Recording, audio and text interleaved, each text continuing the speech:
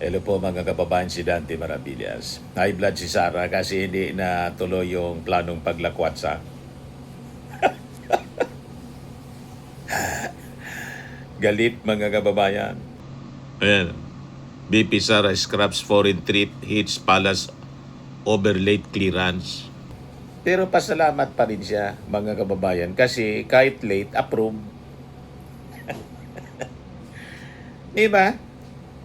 Binigyan pa rin siya ng favor. As compared kay Martin Romualdez, walang special treatment kahit pinsan ng ating Pangulong Bongbong.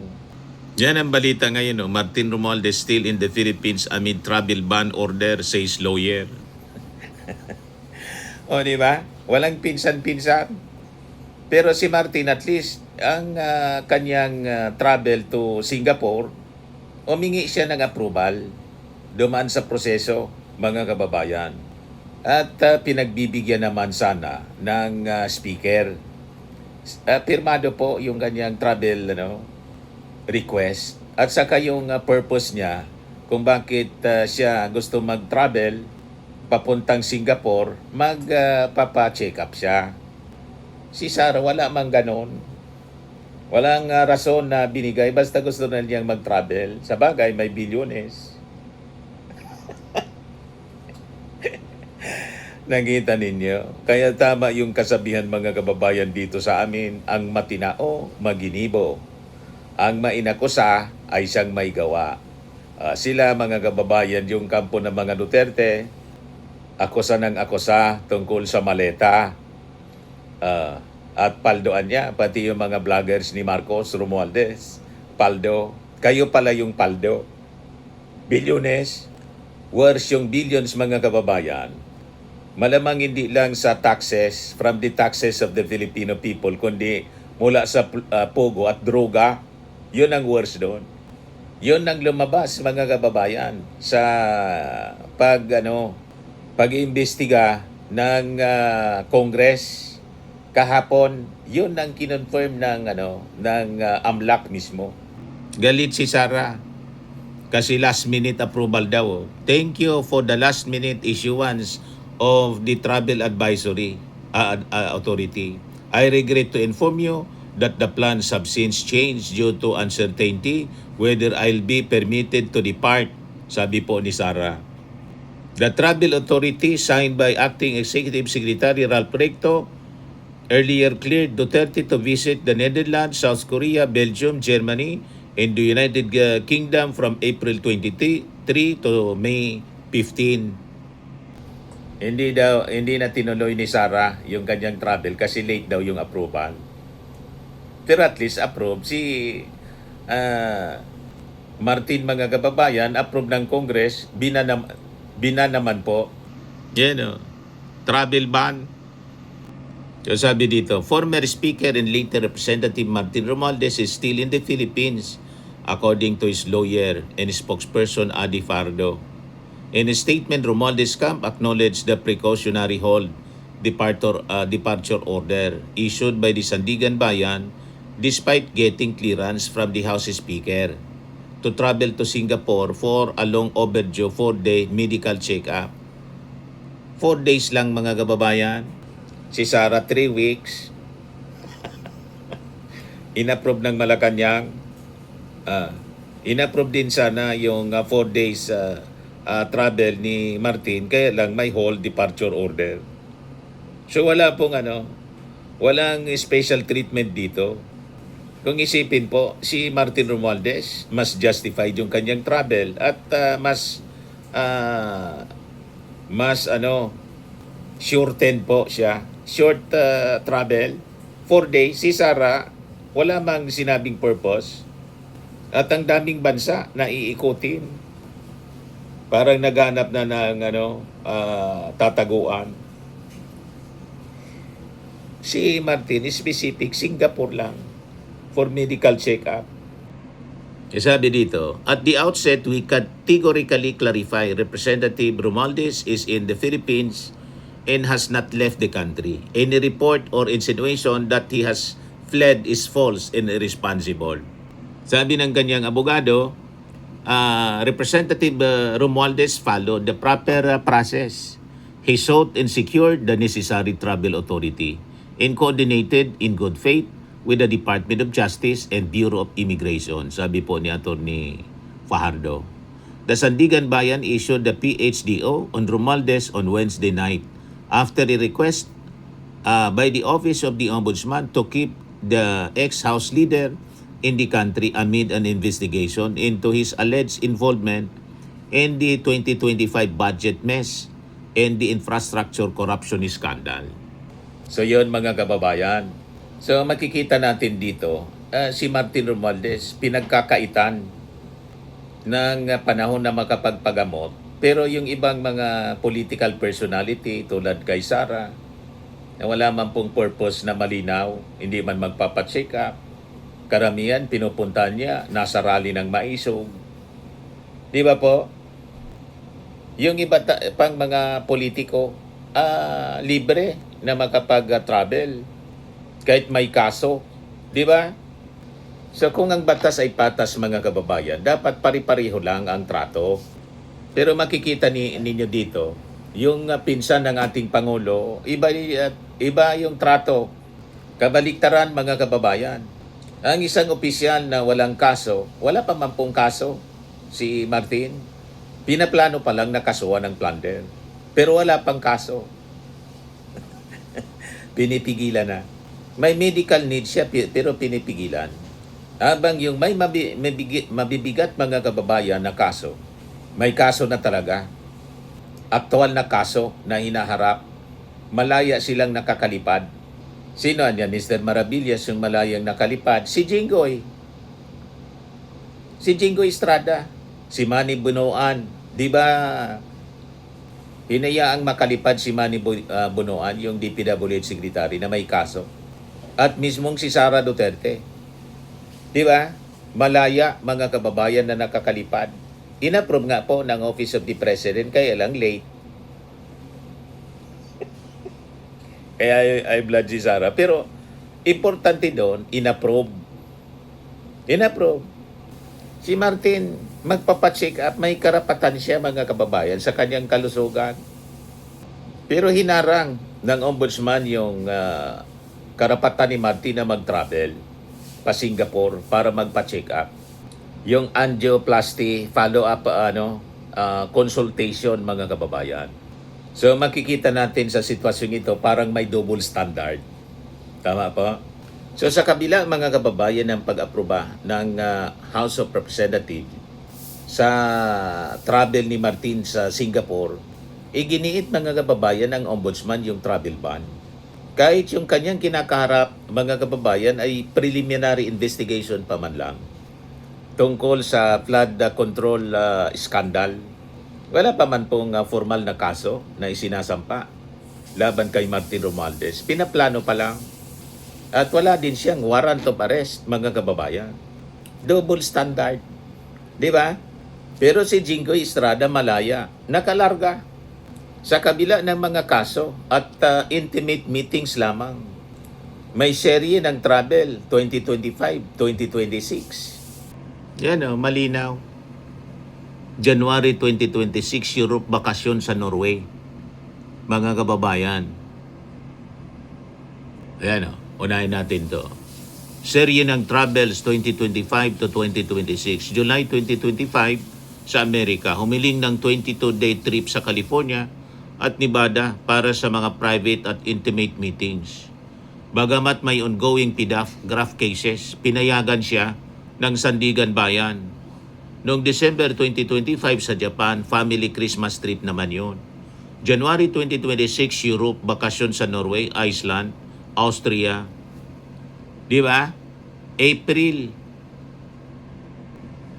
2026 sa Asia naman, trip sa Hong Kong, Macau at Japan sa gitna ng bagong plunder complaint kaugnay ng flood control mess. You see? So paano nakalipad ang isang senador na may aktual na mga kaso sa Sandigan Bayan para sa mga personal at intimate na lakad habang ang iba ay hinaharang para sa usaping pangkalusugan? O tapos si Manny Bunoan, DPWH Secretary, Nagbiyahe pa Amerika. November 2025 to January 2026, lumipad si Bunuan patungong Amerika upang samahan lamang ang kanyang asawa sa medical procedure. Nag-overstaying. Malinaw na double standard, mga kababayan. Despite the ongoing investigation at ILBO laban sa kanya, kaugnay ng flood control scandal, lumabas siya sa bansa at lumampas pa sa itinakdang petsa, mga kababayan, ng kanyang pagbabalik. December 17, 2025. Umuwi siya January 2026 na. So wala kayong problema doon. Pero kay Martin Romualdez, talagang pinag-iinitan si Martin. Wala pa mang kaso. Di ba, mga kababayan? At ngayon, si Sara, world tour siya sa kabila ng kanyang kaso, impeachment at saka plunder. At worse, yung world tour ni Sara nasa kasagsagan pa ng krisis. Nang sabi, dapat tayo magtipid. Sabi ni Sara, walang tipid-tipid si Sara kasi alam na natin yung mga bilyones na bulgar na, mga kababayan, kahapon. Sabi nga natin, mga kababayan, mahilig yung kampo ng mga Duterte na mag-akusa ng mali-maleta. Sila pala yung paldo. May bilyones na dumaan, mga kababayan, sa kanyang mga bank accounts. Binulgar ng AMLAC. Yan, AMLAC, 6.77 billion pesos flowed through BP Sara husband's bank accounts. 33 suspicious transactions flagged. Walang travel ban. Di ba?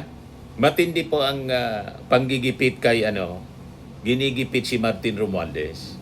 Kahit, mga kababayan, pinsan ng ating Pangulo. Di ba? Kaya hindi po pwede na sasabihin binibigyan ng special favor or pagtrato si Martin Romualdez. Baliktad po. Yung pinsan, mga kababayan, ng mismong Pangulo, biktima ng double standard of justice. Di ba? Lumalabas kung sino pa yung pinsan, yung ang iniipit. Kaya hindi po pwede yung mga akusasyon, mga kababayan, laban sa Marcos Romualdez na kumo pinsan, binibigyan ng special treatment. Mali nga po yung nangyayari. Dapat kahit pinsan, pantay-pantay. Di ba? Binigyan nga ng travel order, authority, si Sara Duterte, kalaban.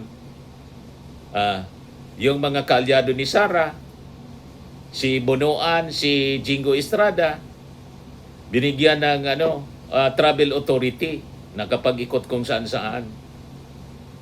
Ano yung purpose nila? Hindi man tulad ng purpose ni Martin na magpa-check up sa Singapore.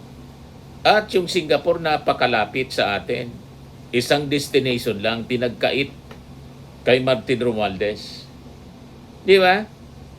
Wala pa naman kaso po si Martin. Sa kasagsagan ng krisis si Sara, buwelo na makapag last year. Ganon ang ginawa ni Sara. Sige lang ang world tour sa Netherlands, Qatar, sa Malaysia, sa Australia, sa Kuwait, France, Japan at Hong Kong. O, di ba? Lahat pang-personal at hindi malinaw na layunin yung kanyang pag-travel. Kahit itong inapprove na latest travel ni Sara, kaya lang inabort niya kasi kulang daw sa panahon. A day before na lumarga, doon lang binigyan ng travel authority. Kaya high blood si Sara ngayon. Pero at least siya, pinaintulutan na mag-travel. Walang whole departure travel ban para sa kanya. Pero kay Martin, mayroon. Ano na tayo ngayon? Di ba? Double standard, mga kababayan. So may panahon si Sara na mag-travel pero wala siyang panahon na mag-attend ng hearing sa Committee on Justice para sa accountability, mga kababayan. Wala siyang panahon doon. Pero may panahon siya sa pag-travel. Yun ang malaking insulto, mga kababayan, sa ating mga institusyon. Pero si Martin Romualdez, hindi. In-invite ng ICI, pumunta si Martin. Hindi umiiwas sa investigasyon, mga kababayan. Kaya medyo napuno na si Martin, nagsalita na siya. Kasi gusto siyang gawing scapegoat at full guy. Hindi ko anya hayaan na maging scapegoat ako at magiging full guy lamang sa korupsyon ng iba. Itinuro ni Martin, mga kababayan, yung executive. Hindi man po ginagamit ngayon ang propaganda ng mga DDS influencers. Laglagan na daw. Ang susunod daw na ilalaglag ni Martin, yung Pangulo na at anak ng Pangulong si Sandro. What? Walang ganun. Ang tinutukoy na executive ni Martin Romualdez, malinaw po, hindi yung kanyang pinsan na presidente, kundi yung mga nasa executive department. Kasi sila talaga yung nag-prepare niyan. Hindi man personal na nag-prepare niyan na budget, mga kababayan, yung Pangulo mismo, yung mga secretaries, yan ang nag-prepare niyan. Di ba? So, executive department, malamang sa level ng mga secretaries, undersecretaries, tapos kasabwat yung mga congressmen na involved doon sa BICAM at small committee, pati mga senador. Iyon ang minimin ni Martin Romualdez. Ginugulo yung issue ng mga DDS influencers. Huwag kami. O di ba? So going back sa ating topic, yung hamon natin sa hustisya. Ang tanong ngayon, mga kababayan, bakit yung mga opisyal na may mga mabibigat na kaso tulad ni Jinggoy, ni Sara, at mga nadadamay sa seryosong investigasyon tulad ni Secretary Bunuan, binigyan sila ng kalayaan na makapag-travel sa personal na dahilan, habang si Martin, mga kababayan, yung kanyang kalusugan, magpapacheck up doon, follow up. Karapatan yun po sa ating Bill of Rights. Right to travel, right to health. No person shall be deprived of life, liberty, and property. Pag sinabing life, that includes the health. Dapat may due process, mga kababayan. Ayon sa isang jurisprudence, Genuino versus De Lima, ang isang administrative order, katulad po ng lookout, bulletin o ILBO, hindi daw siya sapat na legal na basihan, mga kababayan, para pigilan ang pag-alis ng isang tao kung wala pang formal na hold departure order mula mismo sa korte. Ganun yon. At saka yung inaakusa kay Martin Romualdez, walang sufficient grounds, mga kababayan. And in fact, yun mismo, no adverse findings yung tawag dito, ICI laban sa kanya. Ayon mismo yan, mga kababayan, din sa naging pahayag ni Ping Lacson, Chairman Committee ng Blue Ribbon. Hindi siya nagrekomenda ng preliminary investigation laban kay Martin Romualdez kasi insufficient yung ebidensya. At dahil din, mga kababayan, sa kawalan ng validation o corroboration mula sa mga testigo. So hanggang sa kasalukuyan, mga kababayan, wala pang formal na kaso, plunder case laban kay Martin. Dahil nga po sa kakulangan ng matibay na ebidensya. So paano nangyari? Yung may kaso pinayagan na mag-travel, yung iniimbestigahan nakalabas pa. Yung may impeachment complaint na ayaw mag-attend sa hearing, may pa-world tour pa. Yung walang kaso pa, mga kababayan, wala pa kaso at may sakit, pinigilan. Di ba double standard, mga kababayan, na malinaw? So para sa mga karaniwang Pilipino, isipin natin po ito. May 4 na tao. Si Jinggoy, isang senador, may kaso sa korte. Si Secretary Bunuan, iniimbestigahan. Si Sara, ini-impeach, may bilyones na issue. Si Martin Romualdez, wala pa namang kaso at may sakit. So sa normal na mundo, sino yung dapat napipigilan? Siyempre, yung may kaso sa normal na mundo. Kaya lang, abnormal ng mundo natin. Kasi sa nangyayari ngayon, yung may mga kaso na, pinayagan, si Martin wala pang kaso, pinaplano pa lang na kasuhan ng plunder, pinigilan. May travel ban. Di ba abnormal, mga kababayan? Yan ang dahilan mga kababayan kung bakit may question sa ating hustisya dito sa ating bansa. Kasi abnormal. So hindi po ito mga kababayan simpleng issue ng simpleng usapin ng travel clearance. Ito ay usapin ng equal protection of the law mga kababayan. Wala yatang equal protection mga kababayan of the law na nangyayari ngayon. At yung ginigipit mismong pinsan ng presidente. Hindi man kailangan bigyan ng special treatment si Martin Romualdez kasi pinsan. Ang hinihiling lang, equal protection of law. Ganon lang, dapat pantay-pantay. Si Jinggoy may kaso. Si Sara may kaso. Si Bonoan may kaso. Libreng mag-travel. Si Martin wala pang kaso. Kakasuhan pa lang. Pinigil na. Si Martin magpapagamot at isang bansa lang yung pupuntahan. Singapore. Very specific. Inapprove yung travel authority ng dumaan sa proseso ng Congress. Pinigil. Si Sara inapprove. Si Jinggoy na may kaso inapprove. Ilang bansa yung pinuntahan? Maraming bansa pinuntahan. Di ba hindi pantay, mga kababayan, yung application ng batas? Hindi pantay para kay Martin Romualdez. Tama pa ang ating mga sinasabi? Ayan man lang po. Sinasabi ko lang na dapat ang batas pantay yung application. Ako po si Dante Maravillas. Bye-bye po. God bless.